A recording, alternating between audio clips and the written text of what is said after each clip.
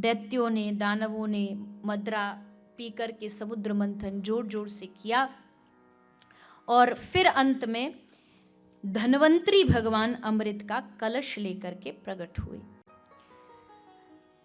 धन्वंतरी भगवान अमृत का कलश लेके प्रकट हुए। देवताओं को ये अमृत नहीं मिला तो देवता भगवान की शरण में गए और भगवान ने इनको अमृत दिलाने के लिए मोहिनी रूप धारण किया। आज तक ठाकुर जी को पुरुष रूप में देखा गया, आज पहली बार नारी बन के आए हैं।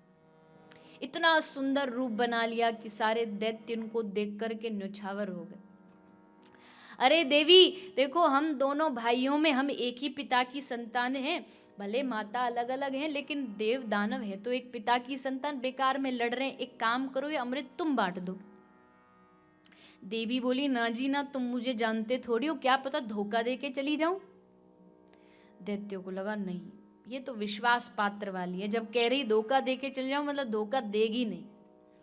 बोले ना ना देवी, हमें आप पर विश्वास, आप बांट दीजिए। तो मोहिनी बोली ठीक है बैठ जाओ, देवता तुम इधर बैठो, दानव तुम इधर बैठो। 24 अवतारों में सबसे छल वाला अवतार छलिया जिसको कहा है वो भगवान मोहिनी है। ऐसा हाव भाव प्रकट किया कि सारे लौट गए। मोहिनी ने अमृत का कलश लिया, थोड़ा सा ऊपर से गिराया और राक्षसों की हितैषी बनी और बोला राक्षसों को कि देखो राक्षसों, ऊपर ऊपर पतला अमृत है, नीचे नीचे गाढ़ा अमृत है, तो एक काम करती हूँ, पतला पतला इन देवताओं को पहले पिला देती हूँ, तुमको अच्छे वाला पिलाऊंगी, अच्छी क्वालिटी वाला। दानव बोले वाह वाह, देखो हमारी कितनी हितैषी है, कितना ध्यान रख रही है। देवी मोहिनी सबको देवताओं की लाइन में पिलाती पिलाती आगे बढ़ रही थी। तभी राहु को शक हुआ। राहु को लगा कि कुछ गड़बड़ है, आकर के सूर्य और चंद्रमा के बीच में बैठ गया। हमारे ब्रज में एक संत कहते, इस पागल को आना ही था तो कहीं और जाके बैठ जाता। कहाँ जाके बैठा? जहाँ दोनों तरफ से फॉक्स लाइट लगी है, एक तरफ सूर्य प्रकाश दे रहा है और एक तरफ चंद्रमा, ना दिखे तो दिख जाए। आके बीच में बैठा और मोहिनी ने सबको अमृत पिलाते पिलाते इसको भी पिला दिया।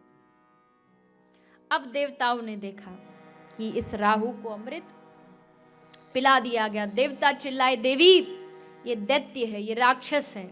जैसे मोहिनी ने सुना, अपना वही विराट रूप लिया, भगवान ने चक्र लेकर के राहु का सर धड़ से अलग कर दिया। अंतर ध्यान हो गए, सब चिल्लाए अरे कौन थी, ये कौन आई थी? दैत्य बोले थी नहीं, था।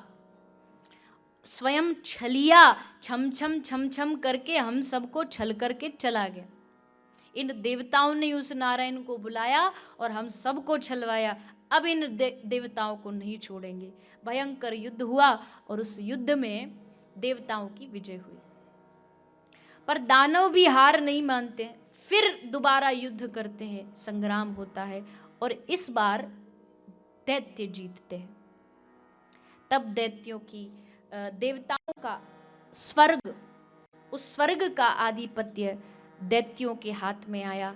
देवताओं की माता अदिति भगवान से वरदान मांग करके प्रार्थना करती है, मेरे गर्भ से एक ऐसा पुत्र प्रकट हो जो तीनों लोकों का सम्राट बने। और भगवत कृपा से माँ अदिति के गर्भ से श्री वामन भगवान का प्रागट्य हुआ। बोलिए श्री वामन भगवान